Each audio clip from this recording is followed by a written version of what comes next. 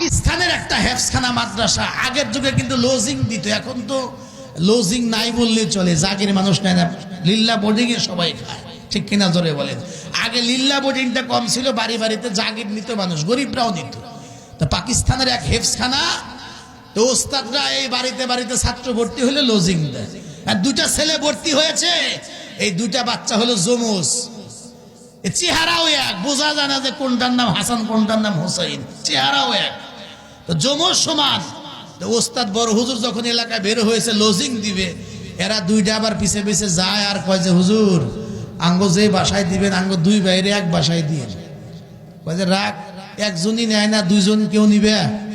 এই কথা আবার আল্লাহর এক বান্দা শুনছে, কয় হুজুর ছোট ছোট বাচ্চারা ওরা কতটুকুন খাবার খাবে, ওদের ইচ্ছা এক বাসায় থাকবে, একসঙ্গে যাবে, একসঙ্গে আসবে, যেহেতু ওরা যমজ বাচ্চা, ঠিক আছে আমি আল্লাহরে সন্তুষ্ট করার জন্য বেহেশত পাওয়ার আশা এই দুইটা বাচ্চা আমি লজিং নিলাম। এটা সুবহানাল্লাহ বলবেন না?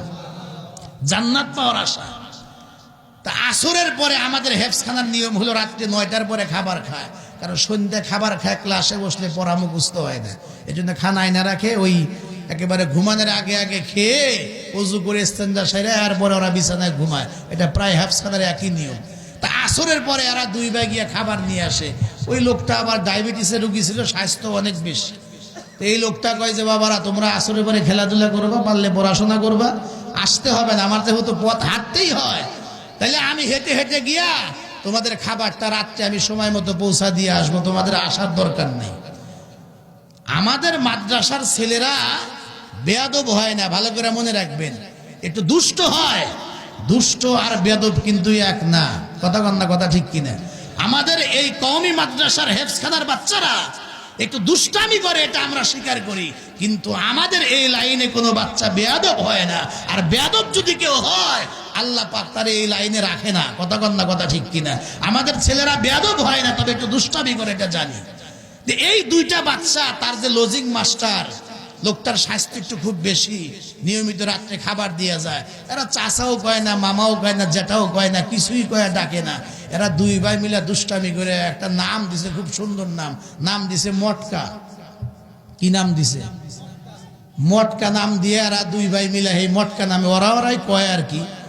তো আমাদের এই বাচ্চাগুলো একটু দুষ্টামি করে, তার কারণ আছে। রাত দিন 24 ঘন্টায় ওস্তাদের সামনে থেকে ওরা দুষ্টামি করবে কখন? হঠাৎ যদি ওস্তাদ একটু ইস্তেঞ্জা যার 10টা মিনিট দোকানে একটু চার পান খেতে যায়, আল্লাহ পাকের রহমতে ওরা 10 মিনিটে সারাদিনের কাজ আদায় করে ফেলে। কথা ঠিক কি না? আমি নিজেও তো হেফজখানায় পড়ছি, আমিও তো হাফেজে কোরআন, সবই আমরা জানি। তো 10 মিনিটে আল্লাহ পাকের রহমতে সারাদিনের কাজ ওরা আদায় করে। ওরা একটু দুষ্টামি করে, কিন্তু বেয়াদবি করে না। এরা দুই ভাই মিলা লজিং মাস্টারের নাম দিছে মটকা, এটা তো আর মটকার খবর নাই। তো রাত্রে 9টার দিকে সব বাচ্চারা খেতে বসছে, লজিং মাস্টার খাবারটা নিয়ে মাদ্রাসার পিছন দিক থেকে মাত্র বারজারের নিচ দিয়া অন্ধকারে মাত্র মাদ্রাসার বারান্দায় পাড়া দিছে। এমন সময় দুই ভাই সবাই খানা খাচ্ছে, এরা পাশে বৈশা গল্প করে আর কয়, ভাই বলে কি, সবাই খানা খায়া শেষ করে আগে মটকার তো এখনো খবর টবর দেখি না। যেই কইছে মটকার তো কোনো খবর টবর দেখে না, হে লোক তো বারান্দা দাঁড়ায় পুরোটাই শুনছে। আর শুই না কয় যে 3 বেলা খাবারই নেয় না, খাওয়াই, চাচাও গোষ্ঠা, জেঠাও গোষ্ঠা, খালু গোষ্ঠা, তাও আমি কিছু মনে করি নাই। আবার আমার মটকা ঘষ খাবারই দিব না, রাগ করছে আর কি। রাগ করে খাবার নিয়ে চলে গেছে।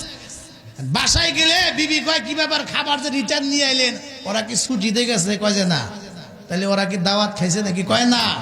তা আপনি যে খাবার ফেরত নিয়ে আইলেন, কয় কি জন্য যে ফেরত নিয়ে আসছে সেটা তোর কাছে গজ হবে না, কারণ ওরা তো পাশ করলে পাগড়ি নিয়ে চলে গেলে ঝামেলা শেষ। কিন্তু তুই যদি একবার এই কথা শুনিস, তুই তো কিয়ামত পর্যন্ত আমার মটকা কয় খাবাবি, কথা কন না, কথা ঠিক কিনা?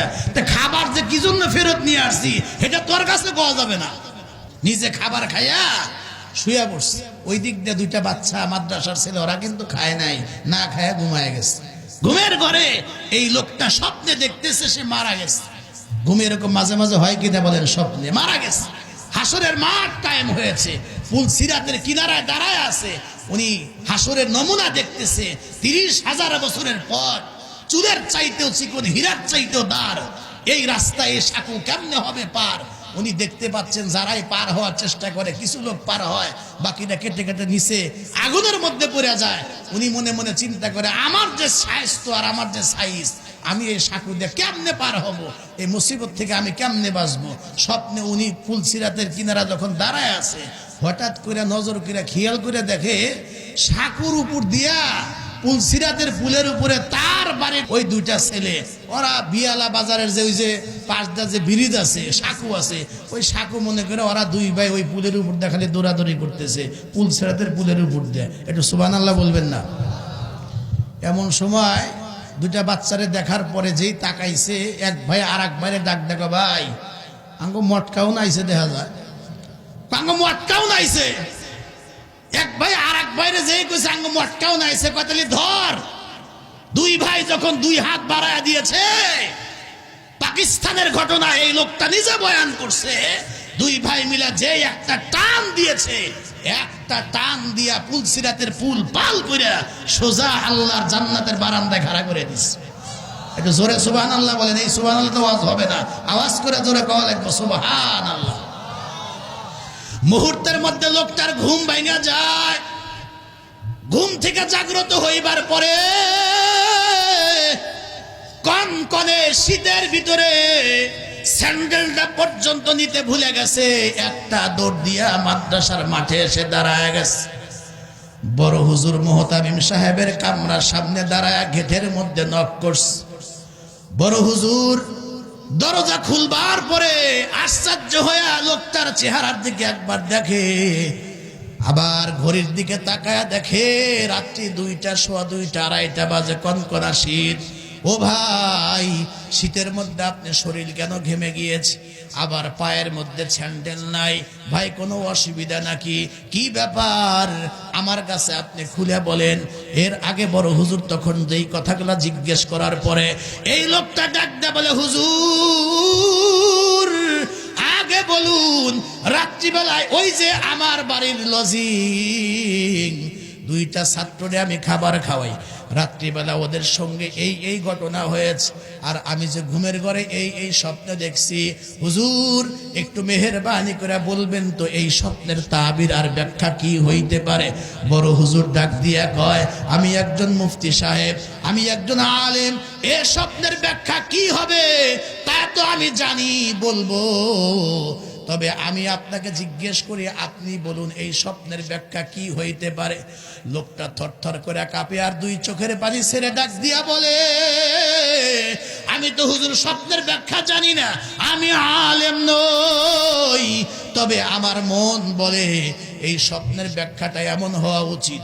আর স্বপ্নের ব্যাখ্যাটা বোধ হয় এমনই হইতে পারে, কেউ যদি এই জাতীয় মাদ্রাসার বাচ্চাদের মাথার উপরে হাত বুলায়া দেয়, এতিমদের খাবার ব্যবস্থা করে, এই মাদ্রাসার তালেব ইলমদেরকে বুকে জড়ায় নিতে পারে, এই মাদ্রাসার সাথে সম্পৃক্ত থাকতে পারে, আমার মন বলে ওই লোকটা কবরেও পার হয়ে যাবে, ফুলসিরাতও পার হয়ে যাবে, জাহান্নাম পার হইয়া আমার মন বলে ওই লোকটা জান্নাতের উপযুক্ত হবে। বড় হুজুর ডাক দিয়া বলে, আপনার এই মনের কথাই হইল এই স্বপ্নের চূড়ান্ত ব্যাখ্যা।